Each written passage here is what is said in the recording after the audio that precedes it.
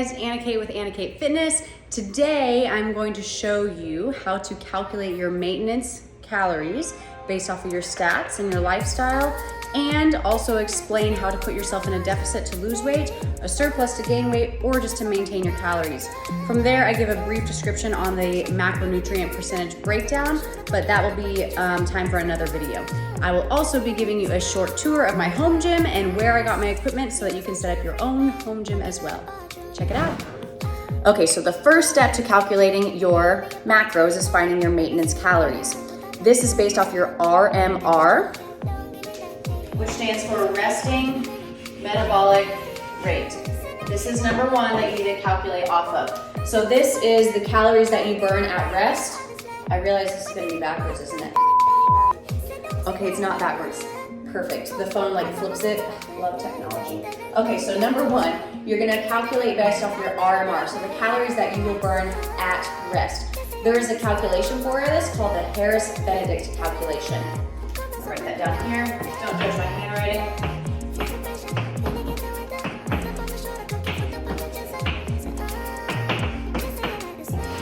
Perfect. Okay, so remembering the PEMDAS method that you learned in school and using my phone calculator here, we're gonna start with 13.4, multiply it by 104.5, which is his weight in kilograms, and then you're gonna add 88.4 to that number. Stop and write that number down. That was 1,488.7. I wrote that number down. Then from there, you're gonna do 4.8 times the height in centimeters. So his height was 5'10", converted to centimeters is 177.8. You're going to then take that number and add it to the first portion. So stop and write that down. That is 2,342.14. Then you're gonna take that number, write it down. The last portion, 5.68, multiplied by your age. His age is 35. That's 198.8. So you're gonna take 2,342.14 and subtract by 198.8, and that will get you your total answer for his calories, maintenance calories based off his RMR using the Harris-Benedict method. So let's do another example here using the female equation using my stats. So here I'm taking 9.25, multiplying by my weight in kilograms, which is 56.8 kilograms. In pounds, it's 125 pounds. Then I'm gonna add 447.6 to that. Stop and write that number down. Then I'm gonna go on 3.10 times my height in centimeters. My height is 5'2", so in centimeters, that's 157.8. Multiply that by 3.8, and then save that number, write it down. You're gonna add it to the initial number, which was 973. Write those numbers down, that's 1,461.88. Then the last portion, 4.33 times my age, which is 25. That is 108.25. And then I'm gonna take that number, subtract it from 1,461.88. And these are my total maintenance calories at rest. So if I'm doing nothing at all but resting, these are my maintenance calories at rest. Okay, so now that we have finished your maintenance calories at rest, we need to go into your TDE. So that's the next step, is calculating your TDEE. This stands for total daily energy expenditure. If we were to go off of these calories, that would mean that we need to be completely bed rest to maintain our current body weight at those calories. So if I wanted to be bed rest for 6 months and maintain my weight of 125, I would need to eat 1,300 calories, okay? Keep that in mind whenever a calculator or someone tells you to eat 1,000 calories, that is probably for at rest, if you're doing absolutely nothing at all. We are doing things through our day, right? You go to a job, maybe you go on a couple of walks each time a week, maybe you work out pretty vigorously, or just like a basic workout program, but we are burning calories through the day just by doing our everyday life. Okay, so that is the next calculation that we need to account for. So based off of these numbers, I put myself personally in the very active column because I have a pretty active job doing personal training, loading weights, taking weights off the bar, chasing after people, yelling at people to do their exercises, and I also move a lot. I don't sit still very often, right? So based off of this, I multiplied my maintenance calories that we calculated above by 1.725, and these are my calories that I should be eating in order to maintain my weight. That might seem like a big jump to you, but you actually burn a lot of calories through the day that you don't even realize. Most people, if they have like a desk job, an 8 to 5, something a little less active, you should aim for right around here. And then go from there. Again, these are all just starting numbers. The variance between this actual answer could be up to 600 calories, okay? So one thing that I keep in mind is these are always just starting numbers, but they can flex either way by about 600 calories. So I could give someone 600 calories more than this or 600 calories less than this. So when I have a client first start up with me, I need all this information, their weight, their height, their age, and then I also ask what they do for a living, how much they've been currently working out, maybe about how many calories they've been burning each day. But again, even those numbers aren't gonna be super accurate, but if I can get a general idea of what their lifestyle looks like, then I can give them more accurate numbers. I also like to ask, how many calories have you been eating? A lot of times people have no idea how many calories they've been eating, and that's okay. That's why they hire me to help them, right? But sometimes people have a general idea, or they've been trying to watch their calories, or maybe they actually have been tracking their macros, but it hasn't been working well for them. Maybe because they don't have the right numbers set in their macro calculator, or they're just not being consistent with it enough, right? So a lot of times it's actually very common that I will have my women clients specifically, more women than men say this, that they only eat 1,000 calories a day.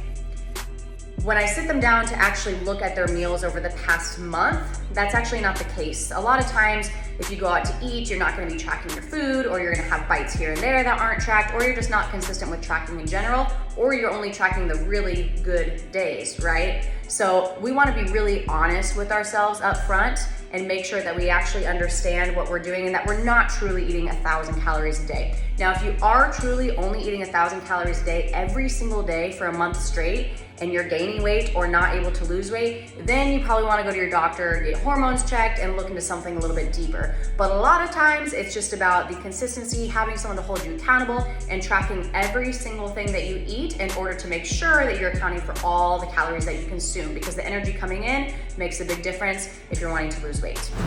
Okay, so from here, this is just our maintenance calories, right? So if I wanna maintain weight, if that's my goal, that's how much I should eat.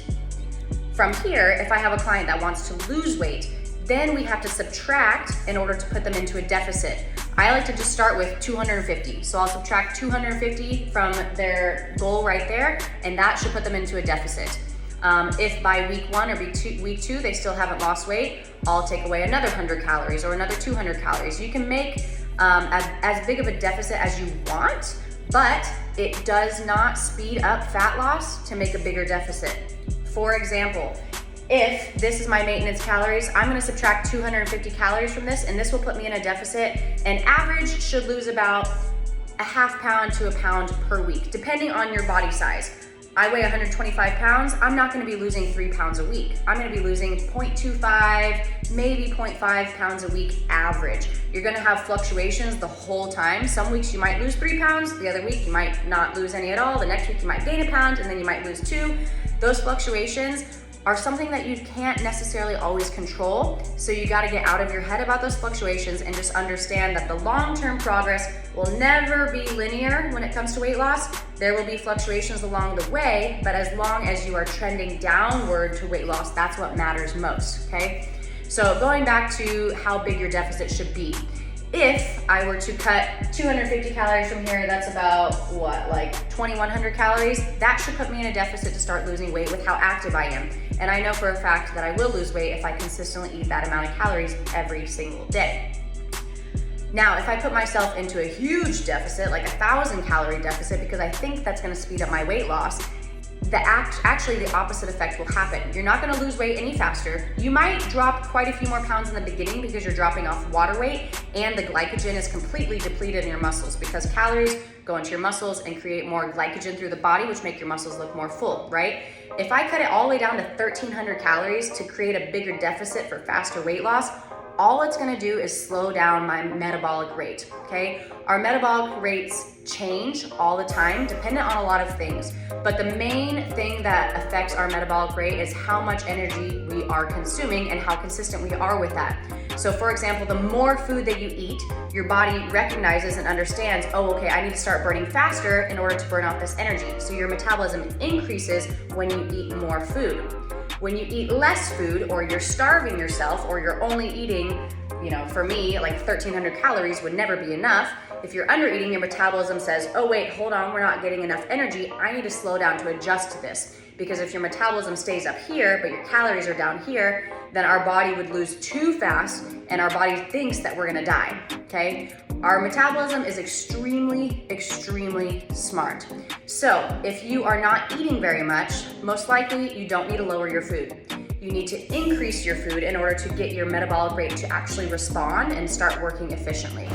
All right, so walking down to my basement here, when you first walk in, here I have a leg extension machine. I think I actually got this off of Facebook Marketplace. So look on Facebook Marketplace for good deals when it comes to exercise equipment. Next here I have an inverted leg press. You just get underneath it and then press up from there. This is from Sorinex. This one is a leg extension and turns into a hamstring curl machine when you move this pin, so that the lever goes all the way up. This is from Titan. Titan actually has some really good stuff, so definitely check them out. Over here I have a Rogue clock, so if I want to time myself for anything, I hardly ever use it here in my gym. In this room here, this is my tanning room. My light is a little funky, there we go. So I do spray tans in here. I have a little tanning bed, but I also have a treadmill. This is from Nordic Track, and this is actually an amazing treadmill. So when you turn it on, you can choose, it's a really slow startup, so I'm not gonna make you watch all the way through, but you can choose to do different like hikes, and it'll show you different areas that you can like hike through, and the elevation will increase and decrease as you go, or you can just keep a steady pace on it the whole time. I also have a Peloton. I bought this from a friend used, so I did not pay full price for it. I like to have this little desk here that I haven't used in a minute, but I got this little desk off of Amazon so that I can do computer work while I'm doing my bike as well. I do not personally pay for the subscription each month. I just like to ride freely, or just to like have something to sit on and move my legs while I'm doing my computer work. But I know a lot of people that use the monthly subscription and like it a lot. This is a home gym Marcy machine. It kind of doubles as a cable machine, comes with a few attachments, a bar like this, comes with some handles, a cuff to put around your ankle, a little bench here so that you can do preacher curls, and doubles as a good like home gym cable machine. Next I have a dumbbell rack. And then I have also gathered some dumbbells from the Facebook Marketplace and a local place here in town called Midstate. I have also gathered some dumbbells from the Facebook Marketplace and a local place here in town called Midstate Fitness. I got quite a few pieces from there as well. My bumper plates here, the black ones are from Rogue. These ones are from Fringe Sport. They're all just bumper plates. I don't have any steel plates here in my basement. My benches, this is an incline-decline bench from Rogue, and then a flat bench from Rogue as well.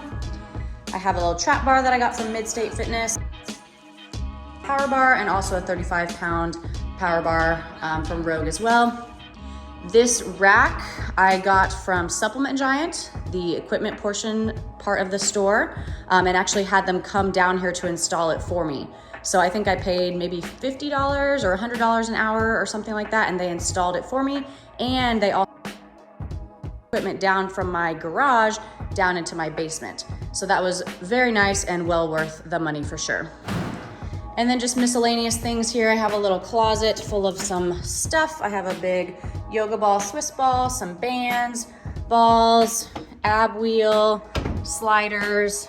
I actually have some battle ropes in there that I hardly ever use, a Bosu ball, and extra bands and mats in there. Mirror, I had an old client who was a contractor, and he used to demo old houses and just gave me this mirror. So that's been a great mirror for the gym. Extra little things here. This is just where I put my plates, foam roller, a bar hanger that I haven't hung up yet, but that will be used to hang those bars at some point. And then chalk to write on the wall, and cleaner solution, of course, my water. My speaker, JBL Party Box. This is a great speaker if you're looking for a really good home gym speaker, something that is waterproof. We've taken this on the boat, and it has gotten water completely on top of it, submerged in water, and it still works just fine. So it's a really good lake speaker as well. And a couch for my dogs to sleep on while I work out. Hit subscribe below and like this video if this helped you and if you learned something. We'll see you next time.